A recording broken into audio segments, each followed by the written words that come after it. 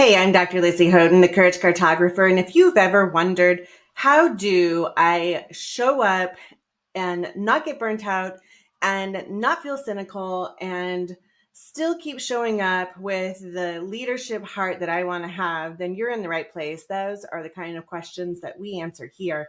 And today I thought it might be interesting, since I am a courage and leadership and human performance researcher, to look at an article that was in the Harvard Business Review. It's called A Playbook for Courageous Leadership. And I thought, let's just see what they get right and what doesn't line up with the research. And when I say the research, I'm talking about the research that I've done and all of the researchers that have come before me, whose research on courage that I've examined. And so let's jump in.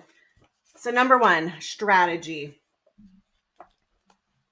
So it starts off with bravery is a choice. So courage is a choice. I'm not sure bravery might be an expression of taking courageous action. But what I thought was interesting is this definition. And I see definitions of courage. I've studied many, many different definitions of courage, as you might guess. And I'm always struck by the way it's described. So in this one, it says, I define courage, or courage in this article is defined as, and this is a quote from this author, a willingness to take bold, risky action to serve a purpose that you perceive to be worthy, usually in the face of abiding fear. Let me just say some things about that I really appreciate. It says usually in the face of abiding fear. In my research, what I found is that we talk about fear and courage as if they have to exist together. They do not. What my participants were able to demonstrate, and not because I asked, but because they were their lived experiences. So I did end up asking after I had seen this pattern over and over again, where they said, well, courage isn't, or fear isn't always present. I'm not always afraid when I'm making or taking courageous action. And so the more I heard that, the more I started to ask about it. Well, what is present? What does show up? And sometimes I heard apathy. I don't have the energy to do the thing I know I need to do that is going to be the right choice. And I'm going to have to walk through risk, uncertainty, and emotional exposure. And I just don't know how to summon the energy to do it again. That was a place where courage showed up. And it wasn't about fear. It was about apathy. So I appreciate that with this definition of courage. So one of the things that I'm like, ooh, kind of makes me wince a little bit, and also is true, but I feel like the way we describe it is really important, is it says a willingness to take bold, I think bold is kind of hard to define, risky action. Okay. So after looking at numerous different definitions from researchers on courage, the one that I settled on was a conglomeration of so many different researchers, was some form of deliberately choosing what is right. Rightness was very important. You determine rightness individually. So deliberately choosing what is right in the face of risk, uncertainty, and emotional exposure. However, the participants were also really, really clear to say not recklessness. This is not the same. Recklessness can appear as if it's courageous, but it lacks any concern for others, and it is not necessarily what's deliberately right. It is not about rightness as much as it is about carelessness. And so I think it's important to point out when we say risky action, there may be risk involved, but risky, I start to go, what is the definition of risky? So pretty close. This is pretty darn close. I think it's missing a little bit. I think risk is only one part. So uncertainty and emotional exposure. I honestly tried to see if you could code out emotional exposure, although it came up over and over and over. And what I found is no, you can't. You can't just say it's exposure, because if the emotion isn't a part of it, then we don't actually see it as courageous, because what feels courageous is when we are moving through things that bring up these emotions that feel very exposing to us. And so I think that it's a close definition, but it's missing some things. Okay, strategy number 1 that they share in here is create a positive narrative. What does that mean, positive narrative? So it really talks about using our story as influence. So not the first time I think we've heard that. That you go risk hunting. So you're looking for risk, and that you find a moral quest. Okay, so that's rightness, right? That's deliberately choosing what is right. And then you call upon your faith. So that one is actually one of the things that came up. Faith came up over and over and over in the courage research. And in fact, it was one of those that came up so much that when I went to say, if you took this out, would it still be the same? It wasn't. And so I had to really dive pretty deep into what is faith? How is faith being defined here? Because uniquely to each person, faith shows up differently. It looks different. But what I found is what's not different is that we see, and it was described as, faith was being described as believing in a potential, possible, positive future or outcome on the other side of whatever the courageous decision was. And so I thought it was really interesting that it's a call upon faith, because we don't talk about that very much in terms of courage, and yet it was 1,000% one of the things that showed up for nearly, if not all, participants that I interviewed. It talks about strategy number 2 is cultivating confidence. So this is one where I feel like this is one that they get wrong. However, I think it's because we lack the understanding of what confidence is or where it comes from. So it's also sort of right in its own way. So talking about that confidence comes from self-efficacy. Well, that is true. Guess what you have to have before you have confidence? Courage. Courage is the action, when taken over and over and over, that will lead you to the result of confidence. Confidence is a result of courageous action. So cultivate confidence. I think, if you wanted to say that in a way that's true for the strategy, is practice courage. So take courageous action deliberately over and over and over. That's how you're going to cultivate confidence. And it does come from that deep belief in self and the belonging to self. All right. And then it says that you have to train deliberate. So to be confident in any role, you must study and apply best practices until they become second nature. But guess what you're doing before it becomes second nature? You're choosing courage, my friends. This is courage. I don't know why we're just like, can we just skip right to the result? It's like saying, if you wanted to go to the gym and have a rock hard body, and it's like saying cultivate a rock hard body. Well, actually what you need to do is show up at the gym every day and do the thing, right? Lift the weights, build the muscle.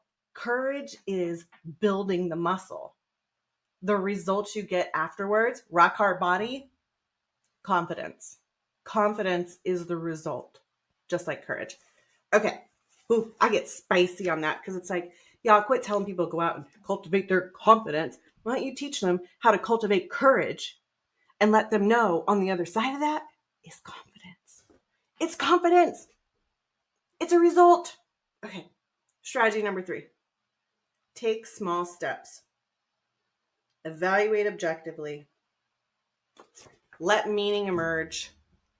Interpret motion.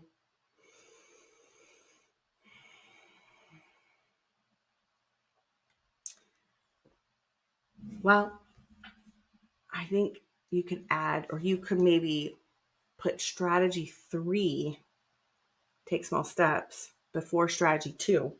And then you wouldn't need strategy 2 because it would be the result. Did I mention it's a result? Yeah, confidence, it's a result. So if you did strategy 3, take small steps, then guess what you're going to get? Strategy 2. So there we go. All right. Strategy 4. All right. They nailed it here. This is find connection. They didn't necessarily call out the 4 main places where you need connection. There are 4 main areas where you need connection. However, bravo for calling out connection. So what I found in my research is that there are 4 main kind of avatars, or I don't know, I feel like they need a specific name. I call them the Courage Council. So the way that I see the Courage Council is you need the wise ones, you need the hype circle, you need the allies, and you need the truth tellers. And who those folks are in different situations of your courage is different, and they need to be different. And if they're not different, we need to have a conversation, because it's really important what that looks like. It doesn't mean that they're all different all the time. It just means not everybody gets invited to the table in certain scenarios, because they can't all show up for you in the way that you need during times of courageous decisions. So yeah, those 4 areas. And that's actually one of the main things I think is I teach in Braving Leadership, because when you learn who that is, who's on your Courage Council, holy smokes, what I found is in the research is that connection is, and I call these courageous connections. So courageous connections is one of the 4 pillars that I found in my research on what is needed to summon courage and build courage. At first, I thought it was a nice to have. I've come to believe that it is a need to have, but not because you can't summon courage without a Courage Council. You can. But what the participants in my studies told me over and over and over is that I can choose big moments of courage without my Courage Council. They didn't say the words Courage Council, but they described who.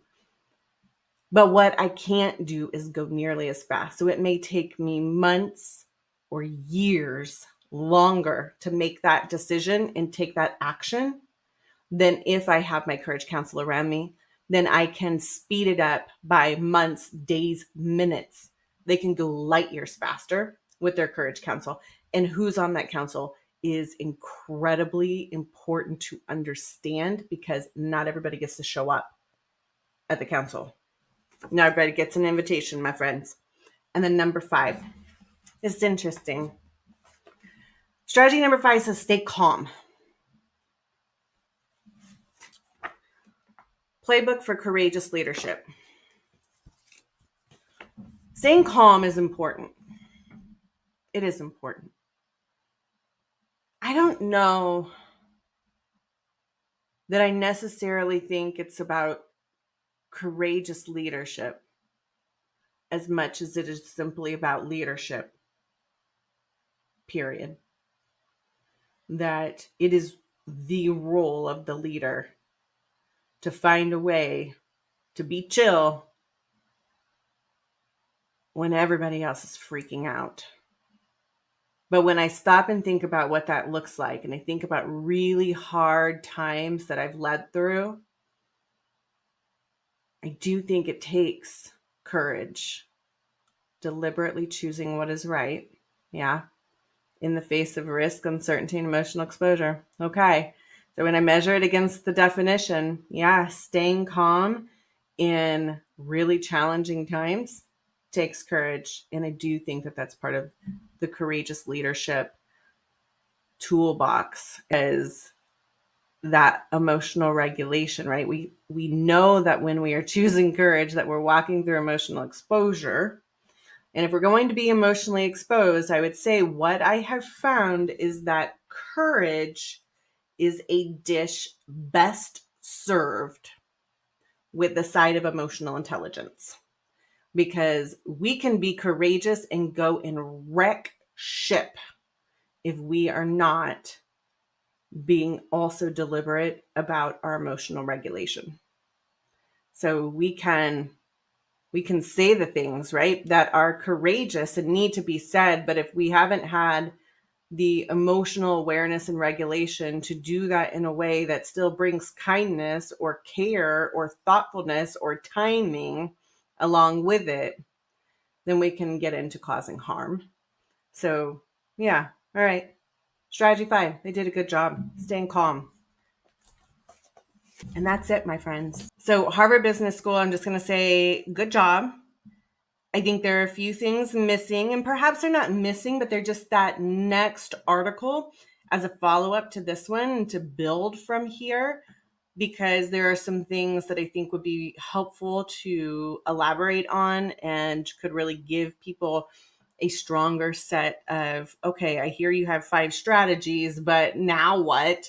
And could build on what that looks like. And then there's a couple of things that really need to be shored up in here. But overall, courage is one of those things that typically when I read about it, people often have gotten some pretty major pieces of it incorrect and share about it incorrectly. And I would say you did all right. You did pretty good. All right. Can we just talk about the lions though? Like the lions. Okay. The lions. The lions. Is a lion courageous? No, they're not courageous. They're like the biggest thing out there. They could eat everyone on the savannah. So that doesn't really take a lot of courage. Like, I don't know, maybe a mouse. Maybe a mouse goes here, because that takes courage. Can you imagine being a little mouse? You're like tiny, running around all over the place. Everything wants to eat you. And you're still out there doing it anyway, because you got to deliberately choose what's right in the face of risk, uncertainty, emotional exposure. Can you tell me what kind of risk and uncertainty, emotional exposure the lion has compared to the mouse? Yeah, I know. We like to think about courage as a lion, but I think it might be a mouse or something maybe cuter. Maybe it's a kitten. I think it could be a kitten. Yeah, maybe it might turn into that, but it might be a kitten at first. Okay. But I think that's the thing that got the most wrong. It's not a lion. Lions don't need courage. They have confidence and competence. We all want to be the lion. See, is that another signal? Like, this is what confidence and competence looks like, my friends. It's not what courage looks like. Maybe it should have been chicken. Because here's the deal. You can feel like a chicken and still choose courage. I think it's chicken. Yeah. So that's what you need to do next time. If anybody here, whoever puts the pictures on the front covers of magazines like this on courage, choose a chicken. Okay. I wish you so much love and courage and adventure. You got this.